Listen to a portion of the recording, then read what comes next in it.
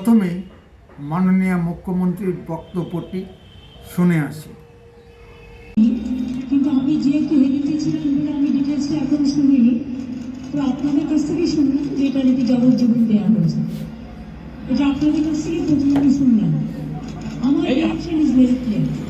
আমরা প্রথম থেকে ফাঁসির দাবি করে এসেছিলাম এবং আজকেও আমরা সেই দাবিতে অটুট আছি। কিন্তু আদালতের রায় ন্যাচারালি এখন সবাই মিলে কী বলবেন আমি জানি না, বাট আমার কথা আমি বলতে পারি বা আমার দলের বক্তব্য যেটা হচ্ছে, আমরা 3টে কেসে আপনারা দেখেছেন 54 দিন থেকে 60 দিনের মধ্যে আমরা ফাঁসি অর্ডার করিয়ে দিয়েছি। কিন্তু আমি জানি না এটা একটা সিরিয়াস কেস এবং এটা নিয়ে ফাঁসি দাবি আমাদের সবার ছিল। সেক্ষেত্রে বিচারের রায় নিয়ে আমি আমার কথা বলতে পারি। আমরা এটাই বলেছিলাম আমাদের হাতে এই কেসটা থাকে, আমরা কিন্তু অনেকদিন আগেই ফাঁসি অর্ডার দিতে পারি, ফাঁসি অর্ডার করে দিতে পারি। আমি জানি না কিভাবে লড়াই করেছেন, কি করেছেন, কি যুক্তি, আপনারা তো লড়াইয়ারা জানেন। সুতরাং ডিটেলসটা তো আমি জানি না, ডিটেলসটা তো সিবিআই করেছে এবং আমাদের হাত থেকে তো কেসটা ইচ্ছা করে কেড়ে নিয়ে চলে গেল। আমরা তো বলেছিলাম আমরা যদি করতে না পারি তাহলে আপনারা সিবিআই কে দিন, কোনো আপত্তি নেই, কারণ আমরা চাই বিচার হোক। এই মরণ বিচারদের চরমতম শাস্তি হওয়া উচিত। আমি এসব বলতে পারবো না, কিন্তু আমি এখনো আপনিও লয়ার, আমিও অ্যাজ এ লয়ার আমি এই কথা বলছি যে আমি তো ডিটেলস কাগজপত্র দেখিনি, but I am not satisfied, কারণ আমি পার্সোনালি অন্তত মনকে শান্ত নিতে পারি। আরজিকর কাণ্ডের রায়ে ধৃত সঞ্জয় রায়ের কেন ফাঁসি হল না বলে মাননীয় মুখ্যমন্ত্রী মমতা ব্যানার্জি খুশি নন। কেন খুশি নন?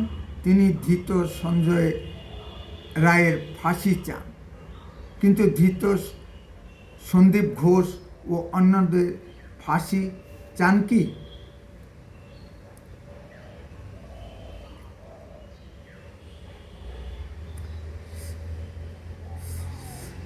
মাননীয় মুখ্যমন্ত্রী কেন নিম্ন আদালতের রায়ের বিরুদ্ধে উচ্চ আদালতে যেতে চান? উদ্দেশ্য পরিষ্কার, ধৃত সঞ্জয় রায়কে বলির পাঠা করে অন্যান্য আসামিদেরকে বাঁচিয়ে দেওয়া। প্রশ্ন এখানেই। দুনিয়া কাঁপানো আরজিকর কাণ্ডের রায় গতকাল অর্থাৎ 20 জানুয়ারি 2025 শিয়ালদা লোয়ার কোর্ট থেকে ঘোষণা করা হলো। 20 জানুয়ারি 2025 সারা ভারতবাসী দুটি বিষয়ের উপর নজর ছিল। এক, আমেরিকার প্রেসিডেন্ট রূপে ডোনাল্ড ট্রাম্পের দ্বিতীয়বার শপথ গ্রহণ। 2, আরজিকর কাণ্ডের রায়দান। আজ ডোনাল্ড ট্রাম্পের উপর একটি তথ্য সমৃদ্ধ ভিডিও দিয়েছি, আপনারা দেখে নিতে পারেন। এখন আমরা আরজিকর কাণ্ডের রায় নিয়ে একটু পর্যালোচনা করব। নমস্কার, আপনারা শুনছেন উত্তরের কণ্ঠ। উত্তরের কণ্ঠ থেকে আমি প্রভাত বসাক, তুফানগঞ্জ, কোচবিহার। আরজিকর মেডিকেল কলেজ হাসপাতালের ঘটনা শুধু কলকাতা বা পশ্চিমবঙ্গ নয়, সারা ভারতবর্ষ ও সারা বিশ্বের বিবেকবান মানুষকে স্তম্ভিত করে দিয়েছে। কিভাবে একজন প্রতিভাময়ী হবু ডাক্তার তিলোত্তমাকে কি নৃশংসতা ধর্ষণ ও খুন করা হয়েছে। আর জিকর কাণ্ডের মূল অভিযুক্ত হিসাবে সিভিক পুলিশ সঞ্জয় রায়ের নাম উঠে এসেছে। আসুন সঞ্জয় রায়ের ছবিটি একবার দেখে আসি।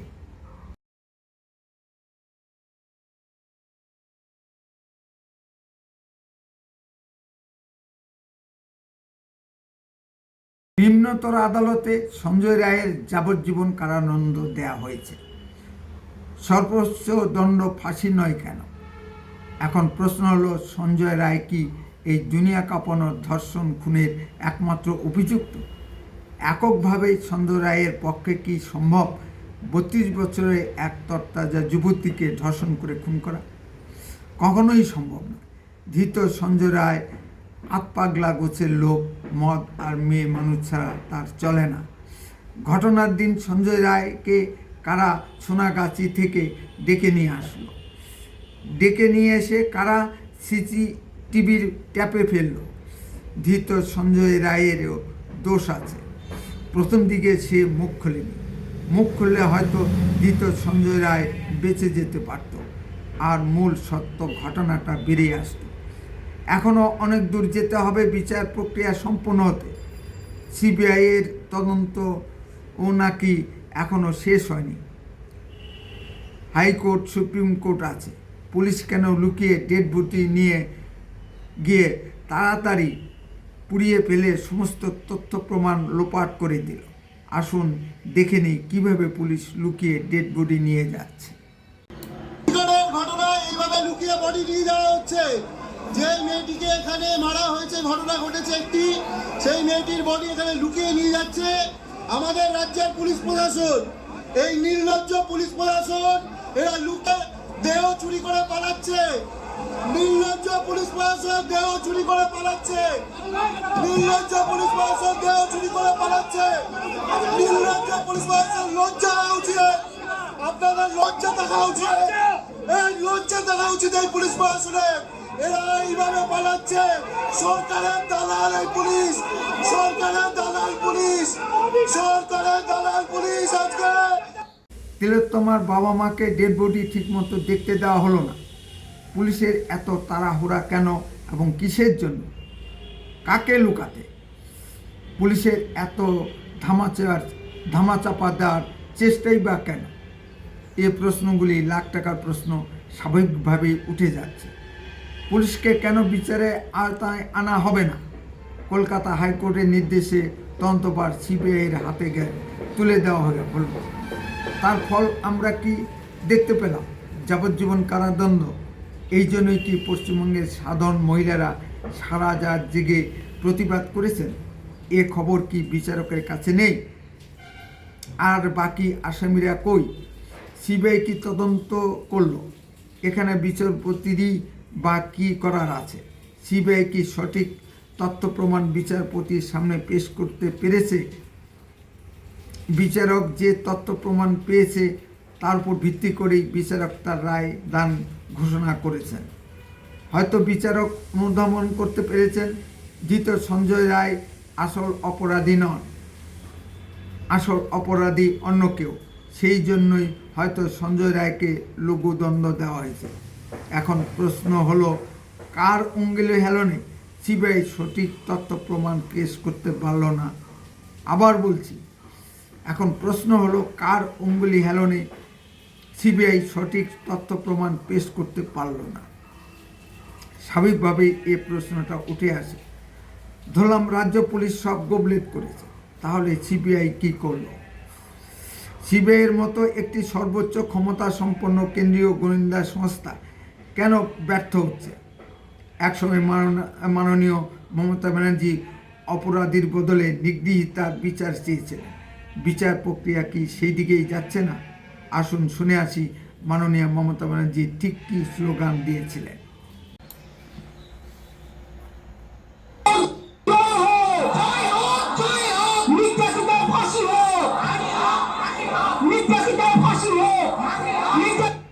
পশ্চিমবঙ্গের জনগণকে এত বোকা ভাবার কোনো কারণ নেই। সংবাদ মাধ্যম থেকে যে তথ্যগুলো আমরা সাধারণ জনগণ পেয়েছি, এই ষড়যন্ত্রের মূল অভিযুক্ত ডাক্তার সন্দীপ ঘোষ গেল কোথায়? তার কি সাজা দেওয়া হলো? ডক্টর সন্দীপ ঘোষ নাকি পশ্চিমবঙ্গের সকল হাসপাতালগুলির ওষুধ পাচার চক্রের মূল মাথা। এই ওষুধ পাচার চক্রের জাল বাংলাদেশ পর্যন্ত বিস্তৃত। সিবিআই যদি দিল্লির নির্ভয়া কাণ্ডে তদন্ত করে সমস্ত আসামিদেরকে গ্রেপ্তার করে ফাঁসির কাস্টে ঝোলাতে পারে, তবে এক্ষেত্রে পারছে না কেন? কোথায় বাধা? সবই কি রাজনৈতিক গোলকধাঁধা? এই রাজনৈতিক গোলকধাঁধায় পড়ে শেষ পর্যন্ত কি ষড়যন্ত্রের মূল মাথারা পার পেয়ে যাবে? মনে রাখতে হবে, মূল মাথারা সবাই রাজনৈতিক এবং অর্থনৈতিক প্রভাবশালী লোক। তারা অর্থ দিয়ে বিচার ব্যবস্থা কিনেও নিতে পারে। আর বাংলায় তিলোত্তমার বাবা মায়ের সাক্ষাৎকার দেখলাম, তারা দুঃখ করে বলেন যে সঠিক বিচার পেতে হলে সাধারণ লোক হলেই হবে না, অর্থশালী ও রাজনৈতিক প্রভাবশালী হতে হবে, তবু লড়াই তারা চালিয়ে যাবে। এখানে উল্লেখ করতেই হয়, এই নৃশংস ঘটনাটি কবরেজ করতে প্রথম থেকেই বামপন্থী দলগুলো এবং অতি বামপন্থী নকশালদের ভূমিকাও সন্দেহজনক। তারা প্রথম থেকেই ঘটনাটি ধামাচাপা দিয়ে মমতা ব্যানার্জি সরকারকে বাঁচানোর চেষ্টা করেছেন। পশ্চিমবঙ্গের বিরোধী দলগুলির ভিতর ভেদাভেদ এনে জনগণের ঐক্যবদ্ধ আন্দোলনের মূলে কুঠারাঘাত করেছেন। এখানে রাজনৈতিক সেটিং তথ্য উঠে আসে। সিপিএম আমলে সিপিএম কংগ্রেসের সেটিংয়ের জন্যই মাননীয় মমতা ব্যানার্জি বাধ্য হয়েছিলেন কংগ্রেস থেকে বেরিয়ে এসে নতুন দল গঠনে। সুতরাং মাননীয় মমতা ব্যানার্জির সেটিংয়ের ট্রেনিং আগে থেকেই রপ্ত করা আছে। আবার কি সেই সেটিং শুরু হলো তৃণমূল বিজেপির ভিতর? সম্মানীয় দর্শক, আপনাদের কি মনে হয় নিশ্চয়ই কমেন্টে লিখুন। বিভিন্ন কারণে আমাদের সকলকেই হাসপাতালে যেতে হয়। পশ্চিমবঙ্গের সরকারি হাসপাতালগুলোতে স্যালাইন ভিন্ন আর কোনো ওষুধ পাওয়া যায় না। সেই স্যালাইনও নাকি বিষ স্যালাইন। মানুষ যাবে কোথায়? মাননীয় শুভেন্দু অধিকারী ব্যক্তিগতভাবে কিছু আন্দোলন করছেন, বাকি নেতারা বা প্রধান বিরোধী দল বিজেপি গেল কোথায়? আপনারা যদি দেখে থাকেন তবে নিশ্চয়ই কমেন্ট করে জানাবেন, ভুল সংশোধন করে নিন। যেখানে বিজেপির উচিত ছিল আন্দোলনে ঝাঁপিয়ে পড়ার, সেখানে বিজেপি চুপ কেন? এই সেটিং করে কি 26-এর বিধানসভা নির্বাচনে বিজেপি ভালো ফল করতে পারবে? এটাই এখন বড় প্রশ্ন। এই জন্যই পশ্চিমবঙ্গের আমজনতা বিজেপিকে বিশ্বাস করতে পারছে না। বিজেপির কেন্দ্রীয় নেতৃত্ব ভেবে দেখেছেন কি তাদের ভাববার বা কি দরকার আছে? তাদের দিবা ঘুমের তো কোনো ব্যাঘাত ঘটছে না। মরছে তো বিজেপির সাধারণ কর্মীরা। তাদের ঘরবাড়ি যাচ্ছে, ফসল জমি যাচ্ছে, জমির ফসল লুটপাট হয়ে যাচ্ছে, এমনকি তাদের যুবতী মেয়ে বৌদের উপর পাশবিক অত্যাচার হচ্ছে। তাতে বিজেপি নেতাদের কি আসে যায়? নেতারা তো বেশ রসবশেই আছেন। উত্তরে কণ্ঠ সর্বদাই বাস্তব ও সত্য কথা বলে। আরও এই ধরনের ভিডিও পেতে দয়া করে এক্ষুনি চ্যানেলটিকে সাবস্ক্রাইব করুন। আপনার মূল্যবান মতামত কমেন্টে লিখুন। বেশি বেশি করে লাইক শেয়ার করে সবাইকে দেখার সুযোগ করে দিন। উত্তরে কণ্ঠ দেশের কথা বলে, দশের কথা বলে। আপনারা চোখ রাখুন উত্তরে কণ্ঠের পর্দায়। বন্দে মাতরম, ভারত মাতা কি জয়।